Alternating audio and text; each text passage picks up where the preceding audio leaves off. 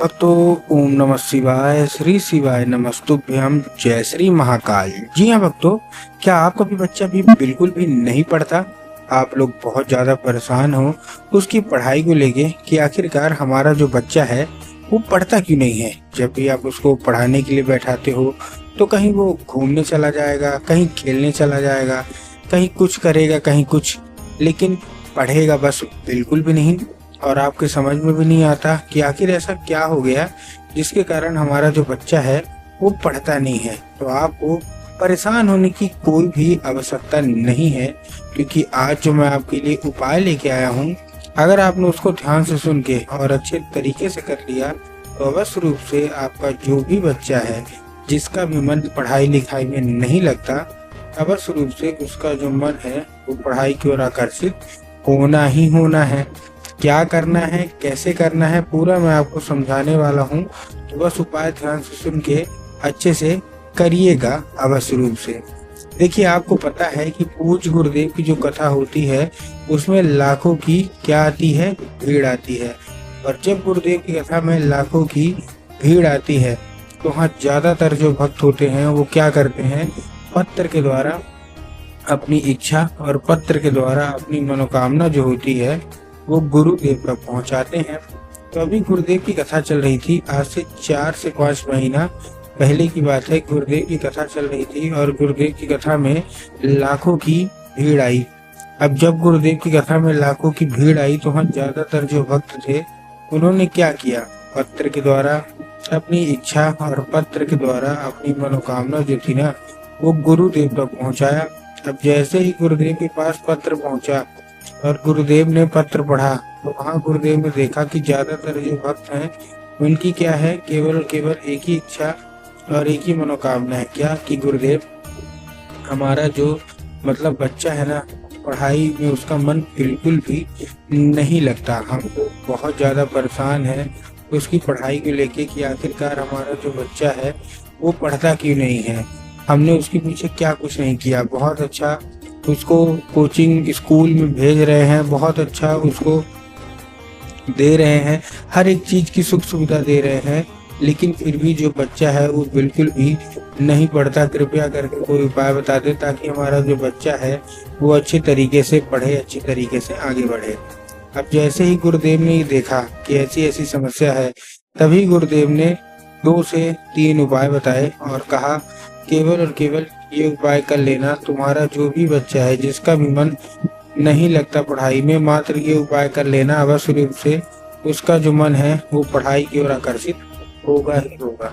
अब जैसे ही गुरुदेव ने उपाय बताया तो लोगों ने जा जाके इस उपाय को घर में करना शुरू कर दिया। अब जैसे ही लोगों ने जा जाके इस उपाय को घर में करना शुरू कर दिया, वही लोग गुरुदेव की कथा में मात्र 1 से 1.5 महीने के बाद वापस आए। अब जैसे ही वही लोग गुरुदेव की कथा में वापस आए तो उन्होंने क्या किया, फिर से एक बार गुरुदेव को पत्र लिखा, लेकिन ये वाला जो पत्र था ये गुरुदेव को धन्यवाद के रूप में पत्र था कि गुरुदेव धन्य हो आपका, आपके द्वारा बताया गया उपाय हमने कर लिया है, हमारी सारी की सारी इच्छा और सारी की सारी जो मनोकामना है ना वो पूरी हो गई है। हम आपका कोटि कोटि धन्यवाद।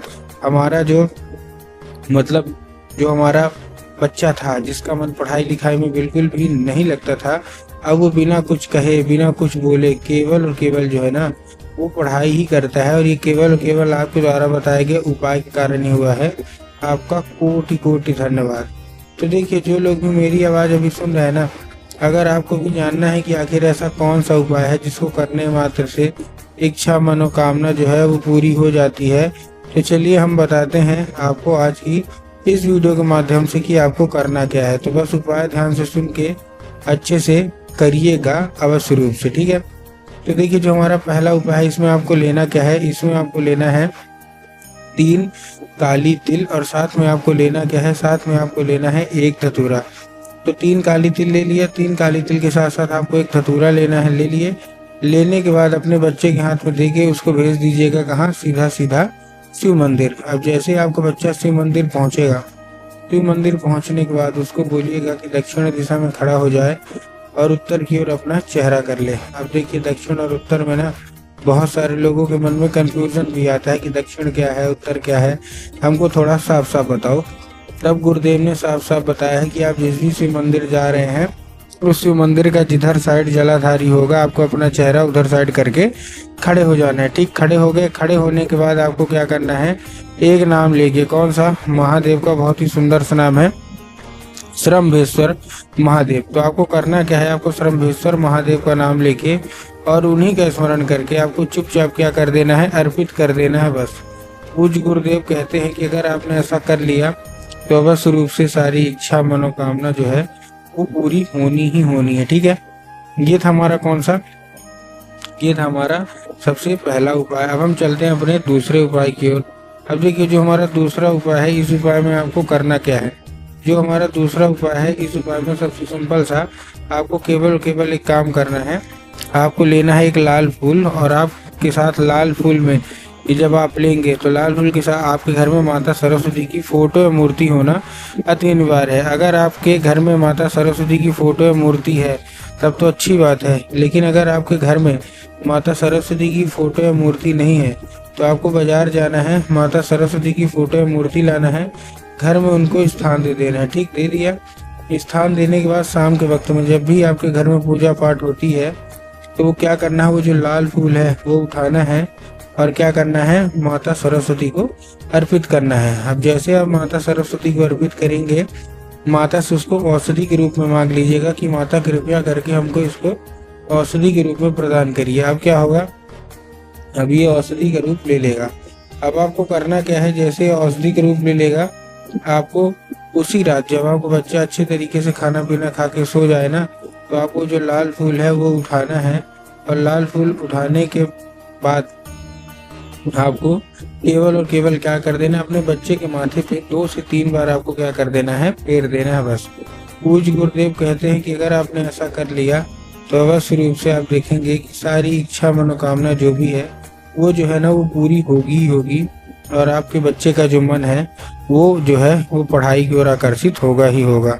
तो उम्मीद करता हूँ आज की ये उपाय आपको बहुत ही अच्छे तरीके से समझ में आ गए होंगे। उपाय अच्छे लगे हो तो कमेंट बॉक्स में हर हर महादेव अवश्य रूप से लिख दें।